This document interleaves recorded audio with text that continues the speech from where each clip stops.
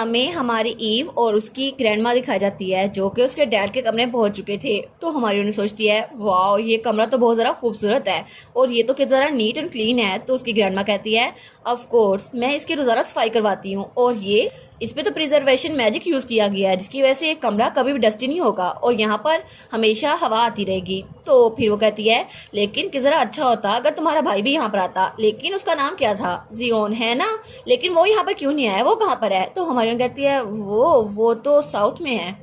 तो तब हमारी हीरोइन के कंधे पे मियाँ था। तो उसकी ग्रैंडमा कहती है अच्छा तो वो वहाँ पर है। तो फिर वो कहती है लेकिन ऐसा लगता है कि वहाँ के लोग बहुत ज़रा अच्छे हैं, साउथ के लोगों पे तुम्हें बहुत ज़्यादा यकीन है इसलिए तो तुमने अपने भाई को वहाँ पर छोड़ दिया है ना। तो हमारी हीरोइन थोड़ी ज़रा सैड हो जाती है। तो वो कहती है जी बिल्कुल, वहाँ के सब लोग बहुत ज़रा अच्छे हैं। तो तब उसकी ग्रैंडमा स्माइल करती है और कहती है अच्छा ठीक है तो अब मुझे लगता है कि तुम्हारे खाने के लिए कुछ तैयार करवाना चाहिए और तुम जितने दिन चाहो यहाँ पर रुक सकती हो। तो वो कहती है जी थैंक यू सो मच। तो तब वो कहती है अच्छा ठीक है मैं तुम्हारे लिए कुछ कपड़े तैयार करवा देती हूँ, तुम अपने कपड़े बदल लो, कोई कंफर्टेबल से कपड़े पहन लो। तो हमारी कहती है क्या ये कंफर्टेबल नहीं है। तो वो कहती है हाँ बस तुम कंफर्टेबल पहन लो। और उसके बाद सीन चल होता है और हमें डाइनिंग टेबल दिखाया जाता है। वहां पर तो बहुत ही ज्यादा खाने थे और बड़े मजेदार लग रहे थे। तो हमारी सोचती है क्या ये खाने इतने ज्यादा है, और उसके साथ वाली चेयर पर ही मियाँ बैठा हुआ था।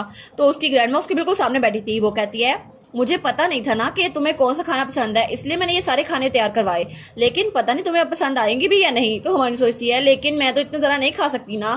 तो उसकी ग्रैंडमा कहती है ओ लेकिन बहुत जरा वक्त हो गया ना मुझे किसी के साथ खाए हुए, इसलिए मुझे पता नहीं था तुम्हें ये पसंद आएंगे भी या फिर नहीं, इसलिए मैंने ये तैयार करवा दिए। तो तब हमारी हीरोइन कहती है ठीक है आपके खाने के लिए थैंक यू सो मच। तो उसकी ग्रैंडमा स्माइल करती है। तब हमारी हीरोइन कहती है लेकिन मुझे एक बात समझ नहीं आ रही, यहाँ पर सिर्फ हम लोग की क्यों है, आप मेरे सामने हैं और मियाँ मेरे साथ, और बाकी के मेंबर्स कहाँ पर हैं, आपकी बाकी फैमिली, मेरे डैड के ब्रदर। तो उसकी ग्रैंडमा वो थोड़ी सैड हो जाती है और वो कहती है वो लोग वो तो अब इस दुनिया में नहीं है। तो हमारी सोचती है क्या वो लोग इस दुनिया में नहीं है, लेकिन क्यों, वो तो अभी तक जिंदा होने चाहिए थे ना। तो तब उसकी ग्रैंडमा कहती है हाँ मैं तुम्हें बताना भूल गई, लेकिन अशूरो फैमिली के लोग बहुत जल्दी मर जाते हैं, उनके पास जो पावर्स होती है उनकी वजह से उनका लाइफ स्पैन जल्दी खत्म हो जाता है, लेकिन मेरा लाइफ स्पैन ये इसलिए बरकरार रहा क्योंकि मैंने कुछ मैजिक यूज किया था, लेकिन मैंने अपने बेटे के साथ भी वही ट्राई किया पर उनमें से किसी पे ये फर्क नहीं पड़ा। मुझे लगा था ये तुम्हारे डैड के लिए सही रहेगा, लेकिन वो किसी और वजह से मारा गया। अब मुझे नहीं पता कि ये सब कुछ क्यों हुआ, लेकिन मुझे माफ कर दो, बस मैं अकेली थी और मैं बहुत ज़रा अकेली थी, इसलिए मुझे बहुत ज़रा फिक्र थी कि मैं कभी किसी से मिल नहीं पाऊंगी। मुझे लगा था ये एम्पलीफिकेशन मैजिक की वजह से है, लेकिन मेरे बच्चों के साथ ऐसा कुछ भी नहीं हुआ और मैं इसके लिए बहुत ज़्यादा दुखी हूँ। तो हमारी सोचती है मुझे माफ कर दे, मुझे आपसे ये पूछना नहीं चाहिए था। तो तब उसकी ग्रैंडमा ताली बजाते हुए कहती है लेकिन अब तो फिक्र करने की कोई जरूरत है ही नहीं ना, क्योंकि तुम मेरे साथ हो, है ना, तुम तो मेरी फैमिली हो ना, और वैसे भी ईव अशूरा अब तो तुम असल में अशूरा हो, है ना, तुम्हें फिक्र करने की कोई भी जरूरत नहीं है, अब तो तुम मेरी जगह क्वीन भी बन सकती हो। तो हमारी कहती है क्या क्वीन, वो भी मैं। तो वो कहती है नहीं ऐसा कैसा, मैं नहीं बन सकती। तो उसकी ग्रैंडमा कहती है तुम्हें फिक्र करने की जरूरत नहीं है, मैं तुम पे प्रेशर नहीं डाल रही, अगर तुम बनना चाहो तो मैं तुम्हें बना दूंगी, लेकिन अगर तुम मना कर दो तो मैं तुम पे फोर्स नहीं करूंगी। तो वो कहती है लेकिन ये सब कुछ तुम्हारी मर्जी पर निर्भर है, अगर तुम चाहो तो कुछ भी हो सकता है। तो तब हमारी ईव सोचती है लेकिन अगर मैं ना चाहूँ, तो अगर मैं साउथ में वापस जाना चाहूँ, लेकिन क्या सच में मैं साउथ में वापस जाना भी चाहती हूँ या फिर नहीं। तो उसकी ग्रैंडमा कहती है बस तुम फिक्र ना करो, तुम तो मेरे लिए बहुत ज़रा अजीज हो, इसलिए तुम्हें फिक्र करने की थोड़ी भी जरूरत नहीं है, बस तुम आराम से इसको डिसाइड करना। और तब वो चुटकी बजाती है और कहती है सब लोग यहाँ पर आ जाओ। तो वहां पर बहुत ज़रा बटलर्स और बहुत ज़रा मेड थी। तो वो कहती है क्या इतने सारे लोग यहाँ पर कैसे आ गए। तो मियाँ कहता है वाह तुम तो बहुत ज़रा अमेजिंग हो। तो सब लोग कहते हैं आपसे मिलकर बहुत ज़रा खुशी हुई प्रिंसेस ईव। तो हमारी कहती है क्या मैं प्रिंसेस ईव, मैं प्रिंसेस बन गई।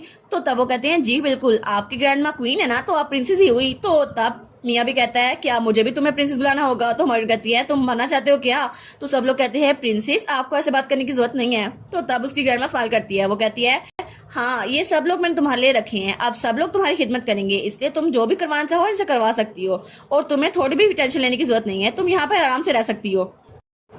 तो हमारी हीरोइन कहती है प्लीज ग्रैंडमा इन सबको कहीं वापस चल जाए, मुझे इनकी जरूरत नहीं है। तो वो कहती है नहीं तुम्हें इन सब की जरूरत है, क्योंकि ये सब लोग तुम्हारे लिए रखे गए हैं। और वो बड़े प्यार से ईव को देखते हुए कहती है क्योंकि अब तुम तो सच में यहाँ की प्रिंसेस हो ना, तो तुम्हें ये नाज नखरे उठाने ही हो गए। तो हमारी चिल्ला कहती है नहीं मुझे ये सब कुछ नहीं उठाना।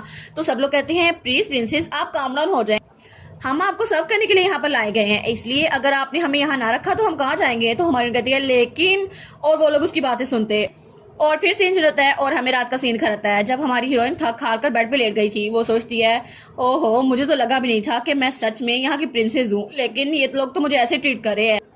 और वो सोचती है साउथ में तो मुझे ऐसा बिल्कुल नहीं लगा था, और अगर जियोन यहाँ पर होता तो वो तो बहुत ज़्यादा हंसता। तो तब मियाँ कहता है हाँ जियोन, और वो थोड़ा सैड हो गया था। तो हमारी हीरोइन सोचती है अरे हाँ जियोन को तो बहुत ज़्यादा खुशी होती, लेकिन वो तो साउथ में है, अब तो वो भी प्रिंस बन चुका है, लेकिन साउथ में तो और भी बहुत सारे लोग हैं। तो मियाँ कहता है लेकिन तुम साउथ में वापस कब जाओगी? तो वो कहती है मुझे तो खुद नहीं पता। तो वो कहता है लेकिन सब लोग वहाँ तुम्हारा इंतजार कर रहे हैं, और तुम तो ड्रैगन से बहुत ज्यादा प्यार करती हो है ना, क्योंकि तुम उसी के लिए तो ईस्ट गई थी। वो कहती है हाँ लेकिन अब मुझे कुछ नहीं पता। और तब वो वहाँ पे सोते हुए कहती है इस वक्त मैं सिर्फ रेस्ट करना चाहती हूँ। और तब उसकी आंख लग गई थी, और फिर सीन रहता है और तब उसकी आंख खुलती है और वो कहती है क्या ये जगह, ये मैं कहाँ पर आ गई? और वहां पर हर कहीं आग ही आग थी। वो कहती है मुझे कुछ नजर क्यों नहीं आ रहा, यहाँ पर तो धुआं ही धुआं है। और तब उसे दूर से कोई नजर आता है। वो कहती है क्या वहां पर कोई खड़ा हुआ है?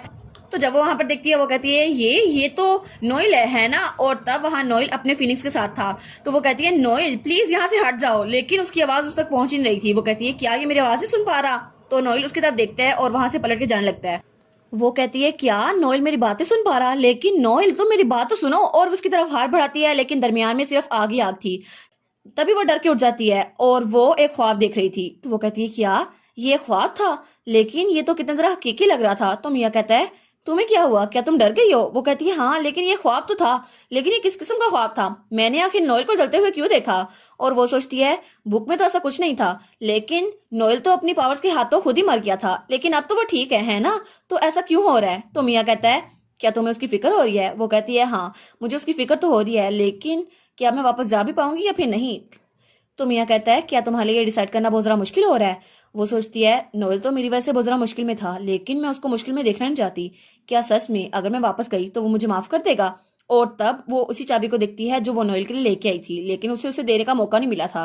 तो वो सोचती है अगर मैं उसके पास वापस चली गई तो सब कुछ ठीक हो जाएगा, लेकिन मुझे नहीं लगता कि मैं उसके पास इतनी जल्दी वापस जा पाऊंगी। और तब वो अपने घुट्टों पर सरक के वहां लेट जाती है। वो सोचती है पता नहीं मेरा फैसला क्या होने वाला है।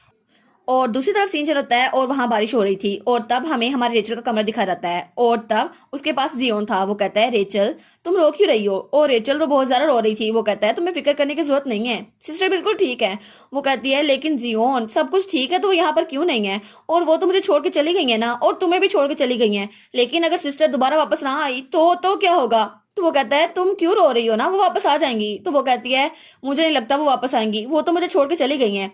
अगर वो सच में मुझे छोड़ के चली गई और दोबारा वापस ना आई तो क्या होगा? अगर उन्होंने मेरे ख्वाब की तरह दोबारा मुझे पलट के ना देखा तो क्या होगा? तो जियान उसको गले लगा लेता है। वो कहता है रेचल तुम फिक्र ना करो, मेरी सिस्टर ऐसा कभी नहीं करेंगी, वो जल्द ही वापस आ जाएंगी हमारे लिए और ब्रदर के लिए। लेकिन रेचल वो तो रोई जा रही थी, और वो कहती है क्या सच में सिस्टर वापस आ जाएंगी? लेकिन बस मेरा वो ख्वाब सच्चा ना हो, अगर मेरा वो ख्वाब सच्चा हो गया तो मुझे बहुत ज्यादा डर लग रहा है, मुझे उनसे दूर नहीं जाना, प्लीज सिस्टर आप प्लीज वापस आ जाएं।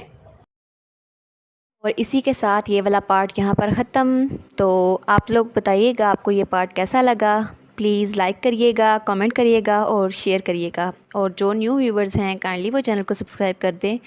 और पिछली वीडियोस का लिंक आपकी स्क्रीन पर नज़र आ रहा होगा, तो काइंडली उनको भी चेकआउट कर लें। Thank you so much.